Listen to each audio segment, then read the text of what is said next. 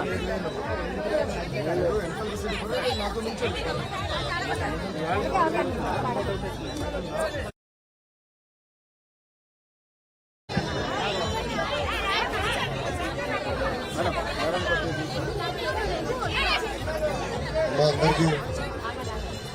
నమస్కారం. మిమ్మల్ని ప్రభుత్వం ఎట్లా వేధిస్తుంది అనేది నేను చూశాను. పాదయాత్రలో అంగన్వాడీ టీచర్స్ సంబంధించిన పెద్దలందరూ కూడా వచ్చి నేను కలుస్తాం జరిగింది. వాళ్ళు నాకు రిప్రజెంటేషన్ కూడా ఇస్తాం జరిగింది. ఇక్కడ మిమ్మల్ని అందరినీ ఒకటే ఆలోచించమంటున్నా, 2014 నుంచి 19 మధ్యన మీకు ఏనాడు ఇబ్బంది లేకుండా ఆనాటి ముఖ్యమంత్రి బాబు గారు మీరు ఎప్పుడు వేతనాలు పెంచాలన్నా మీరు రోడ్ ఎక్కుతున్నారంటేనే జియో ఇష్యూ చేశారు. ఎందుకంటే మనందరం ఒక్కరమే, మనందరం ఆంధ్రులమే. మన సమస్యలు మనం పరిష్కరించుకోవాలి తప్ప ఏ తెల్లోడో ఢిల్లీడో చేయడు కదా. మనం కూర్చుని మన సమస్యలు పరిష్కరించుకోవాలి. మీరు సమాజంలో చాలా కీలకమైన పాత్ర వహిస్తున్నారు. నాకు 8 సంవత్సరాలు బాబున్నాడు. బ్రహ్మని ఎప్పుడు చెప్పేది, చిన్నప్పుడు మొదటి 3-4 సంవత్సరాలు కీలకమైన 3-4 సంవత్సరాలు.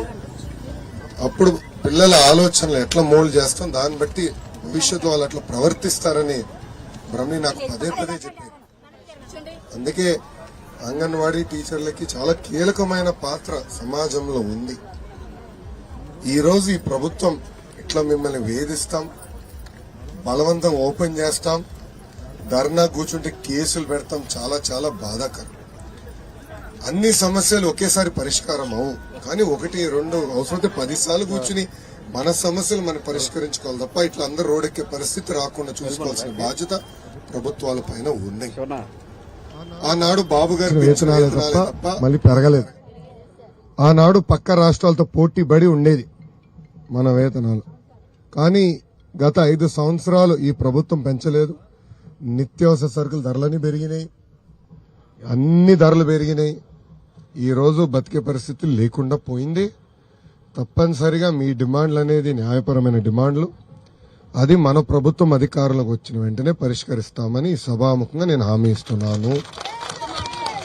రెండో విషయం తల్లి, మీ పైన కేసులు పెడతాం చాలా చాలా బాధాకరం. అదే మాకు స్టార్టింగ్ నాకు తెలుసమ్మా, ఎందుకంటే నేను ఇప్పటికీ 3-4 సంఘ పెద్దలు వచ్చినా కలిశారు. పాదయాత్రలో గత 3 రోజులుగా నన్ను కలుస్తున్నారు. ఇట్లా కేసులు పెడుతున్నారు, నా దృష్టికి తీసుకొచ్చారు. ఓపిక పట్టుదలని 3 నెలలు మన ప్రభుత్వం వస్తుంది, కేసులన్నీ ఎత్తేస్తాం, ఏం మర్యాద. ఓకేమా? నేను నాడు నేడు ఎప్పుడు మిమ్మల్ని కోరేది ఒకటే ఉంటుంది, పసిబిడ్డలను జాగ్రత్త చూసుకోవాలి, పౌష్టిక ఆహారం ఇవ్వాలి, సమాజం పట్ల ప్రత్యేకంగా మహిళల పట్ల గౌరవించాలనేది అంగన్వాడీ కేంద్రం నుంచి పీజీ వరకు ఉండాలనేది బలంగా నమ్మే వ్యక్తిని. సో దాంట్లో మీరు కీలకమైన పాత్ర వహిస్తున్నారు. మీకు మేము అండగా నిలబడతాం. 3 నెలల ఓపిక బట్టని మన ప్రభుత్వం వస్తుంది. కూర్చుని మాట్లాడుకుని సమస్యలు మనం పరిష్కరించుకుందాం.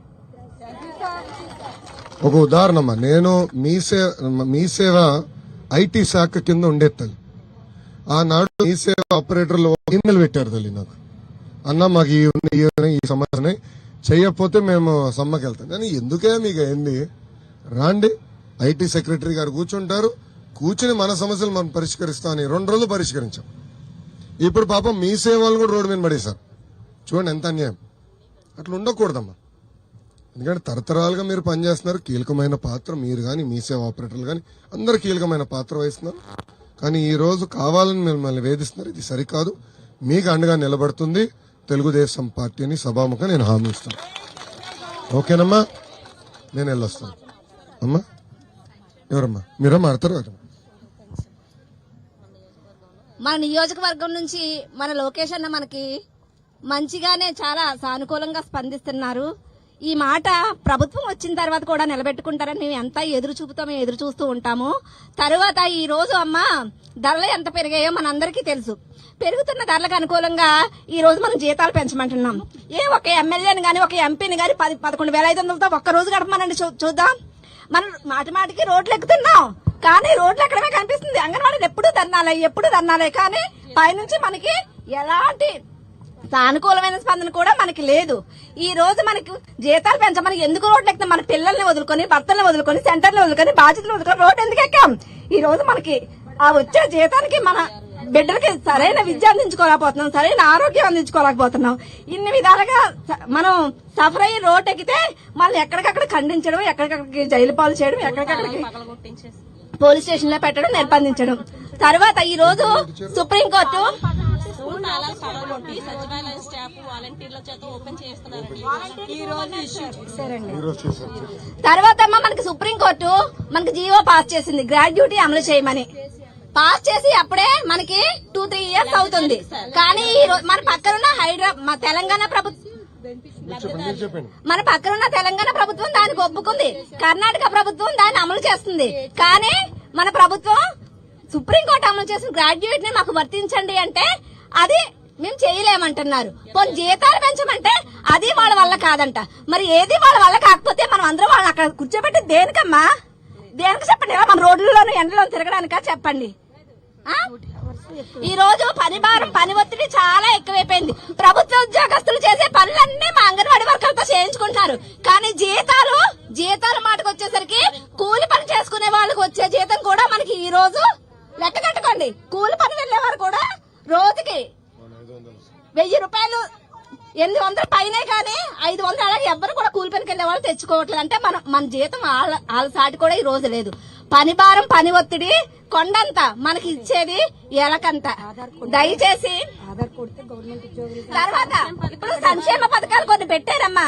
సంక్షేమ పథకాలు అర్హులైన వాళ్ళకే కదా పెట్టారు. మీరు అంగన్వాడీ టీచర్ కదా, మీది ప్రభుత్వ ఉద్యోగంతో సమానం కదా, జీతం లేదు అక్కడ. అలాగనే మనకి పర్మనెంట్ లేదు, మాటకి ప్రభుత్వ ఉద్యోగులు అంతే.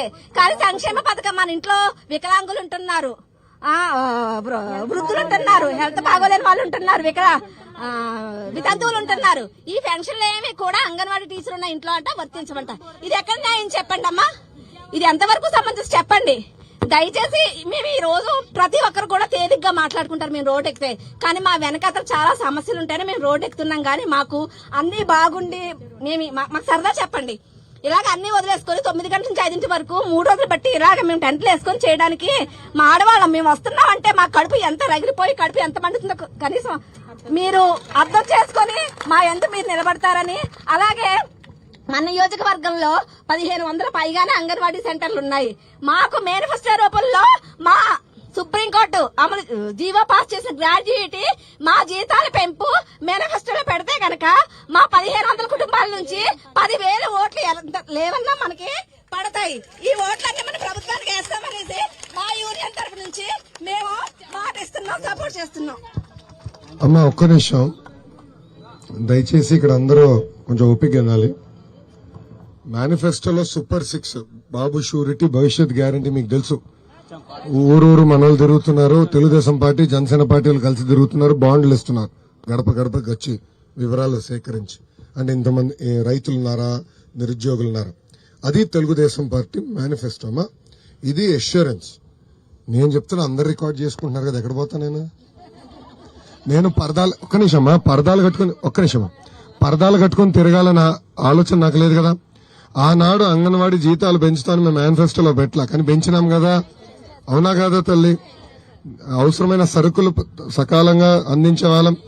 నేను పంచాయతీరాజ్ గ్రామీణాభివృద్ధి శాఖ మంత్రి ఉన్నప్పుడు అంగన్వాడీ భవనాలు కట్టాలని యుద్ధ ప్రాతిపదికంగా ఆనాడు పాపం పంచాయతీరాజ్ సిబ్బంది ద్వారా కట్టించాం కదా.